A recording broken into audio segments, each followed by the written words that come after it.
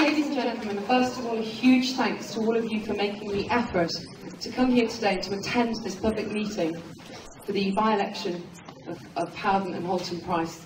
Many of you will have been hearing what David Icke has had to say, both in the past and in the recent couple of weeks, since a great deal of what he's had to say has been supposedly covered in the British press and the British media. We know that that is an absolute farce. Ladies and gentlemen, today, for the first time, you're going to hear from himself exactly what he is saying. Ladies and gentlemen, please put your hands together and give a warm welcome for Mr. David Icke.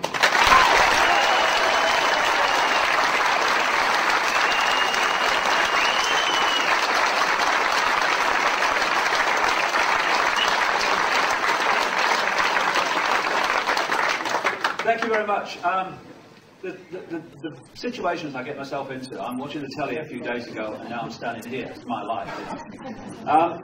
There's people here from the constituency where this election's taking place, and there's people I know have come from long distances who've been looking at my stuff for a while. So there's a mixture of, what's this madman talking about? And people who think, well, maybe it's not quite as mad as you think it is. This event today is going to be videoed, it is videoed at the back there, and it's going out on the internet for free in the next few days, and please send it everywhere you can so we can get this information out. And for people who watch this video around the world, just a quick bit of background.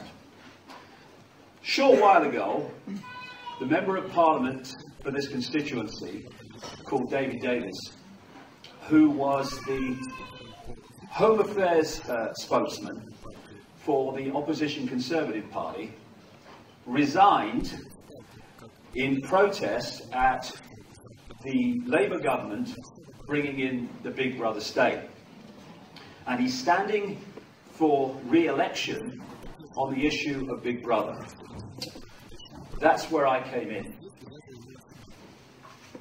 I was going to leave this election alone. I never stood for election before. I never stand for election again. Because it's on the Big Brother issue, I was interested.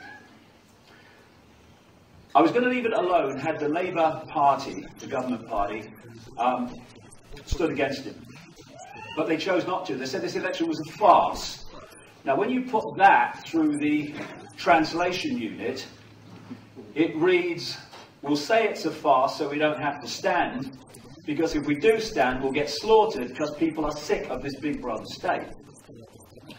The third party, the Liberal Democrats, chose not to stand because they said they supported the stand of David Davis.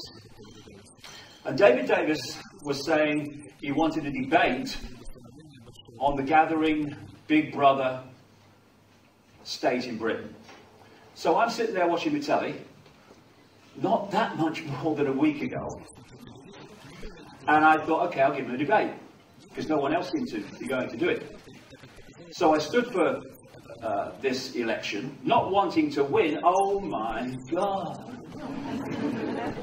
The thought of being an MP, I'll go all of a quiver, like, this cold kind of thing goes down my spine. Not least because I don't want to enter that den of iniquity and corruption and mendacity, but also because increasingly, and this is a big part of the Big Brother state, it's irrelevant. 75–80% of the laws now originate in this country from the European Union, and a massive chunk of the rest, they don't even get debated in Parliament. They go in through things called standing orders or devolved powers. They're just introduced. Where does this one come from? Who decided it? Thousands of laws come in every year like that. No debate. Parliament's an irrelevance. Increasingly an irrelevance. But the reason I stood was because over the last nearly 20 years, I've been investigating full-time in now 45 countries an agenda to create, no, not a Big Brother state in Britain, a global Big Brother state in which Britain is part of it. And I wanted to widen the debate in this election from it's just the Labour government, authoritarian and arrogant, bringing in the Big Brother state. if only.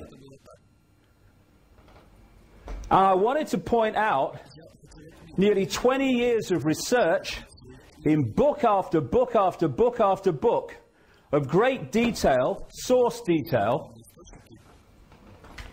predicting, not because I'm a prophet and I'm sitting in a darkened room smoking some weed, bringing it out of the ether, from hard journalistic research, because that's what I used to be, a journalist that was edited. Now I'm a journalist that's not. There's a big difference. Pointing out what the agenda was and how they were going to manipulate, what techniques they were going to use to manipulate this agenda into place. The reason enormous numbers of people worldwide are now coming to my work suddenly over the last few years is very, very simple. What is in these books is now in our daily experience. And I wanted to bring this to this debate that David Davis said he wanted, so we could look at the bigger picture of Big Brother and not just the limited view where we are focusing on the oil rag and missing the engineer. We have not had that debate because he won't have it with me. I tried to go to his public meeting with Geldof, Bob Geldof, the other day. I was turned away at the door by this man. I had a ticket booked. It was all arranged. No problem. It's a public meeting. As long as you had a ticket, I had a ticket.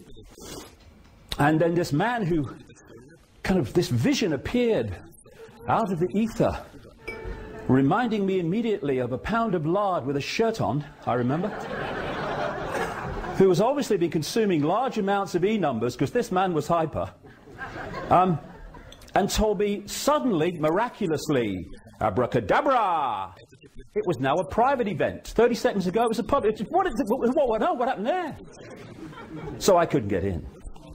So that is the background. And I came here, you see, just less than a week ago. I came up here to stay last Monday. Not to challenge David Davis, but to share information with the people here and him of the bigger picture.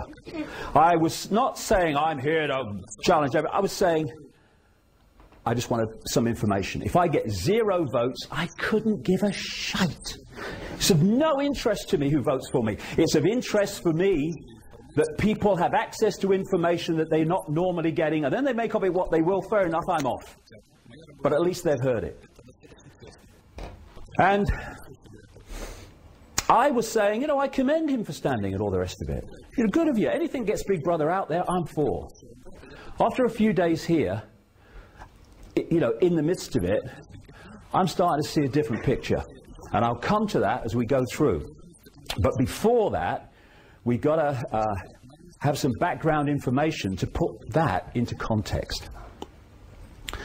The thing is about this Big Brother state, you see, is that it's happening in country after country after country after country. I had a German film crew come see me a few days ago when I was at home. They were going on about the Big Brother state being introduced in Germany. It's happening on an outrageous scale in America, in Canada, in Australia, in Europe. Now, is Gordon Brown, the Labour Prime Minister, responsible for all that? No, of course not. So what and who is? Unless you are a coincidence theorist. I love them. They're sponsored by Naivety Anonymous, by the way. Who believe that this is all happening by accident. Good luck to them. Free country, we hope. Free world, we hope. You're right to your view. But don't tell me it's happening by accident and then tell me there is absolutely no credibility in anyone saying, actually, maybe it's not. Gandhi said, an error does not become truth by reason of multiplied propagation, nor does truth become error because no one will see it. What is, is. Whether you think it is or whether you think it's not, it still is. And we constantly confuse the limits of our own perception of what is possible with what is actually possible. And because we do that, we reject by reflex action things that are put forward not because they can't be supported, but because they're outside of our limit of sense of possibility.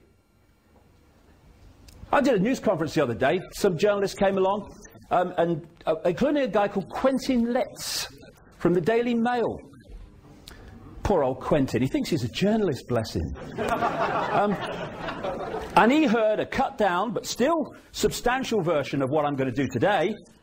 And he then says in his newspaper, he does a real cut-down version of the cut-down version and basically, you know, said nothing. But then he said after it, all nonsense, of course.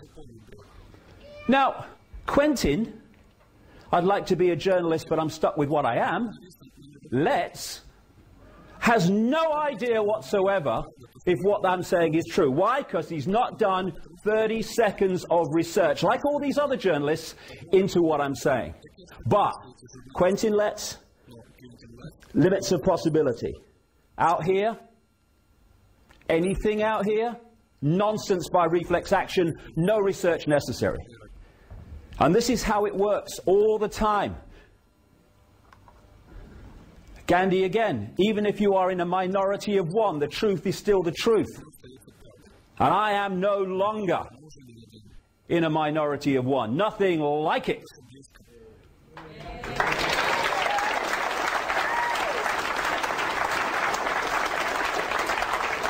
Remember this? This is when, centuries ago, Quentin Letts and his ilk would have reported that anyone who said the earth was round was mad because it's nonsense, of course. Because, as everyone knows that, if it was not possible to be round, people would fall off the bottom and all the rest of it that you got with the sphere earth is ridiculous. And we are now facing another version of the earth is not flat with what I'm talking about today. Mark Twain, in religion and politics, people's beliefs and convictions are in almost every case gotten at second hand, and without examination from authorities who have not themselves examined the questions at issue, but have taken them at second hand from other non-examiners whose opinions about them were not worth a brass farthing.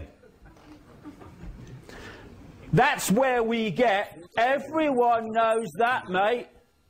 That's where we get official history from.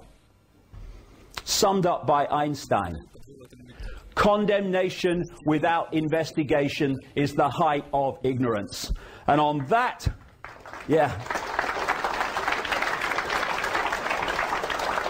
and on that criteria, we live in a world that is at the summit of Everest in terms of the height of ignorance. Everyone knows that, mate. Nonsense, of course. The world looks bewildering. All these different things, what's going on? Why are they doing that? That's stupid. That's bureaucratic incompetence. What's happening? Why do they do that? It's ridiculous. They did it that way. It'd be much better.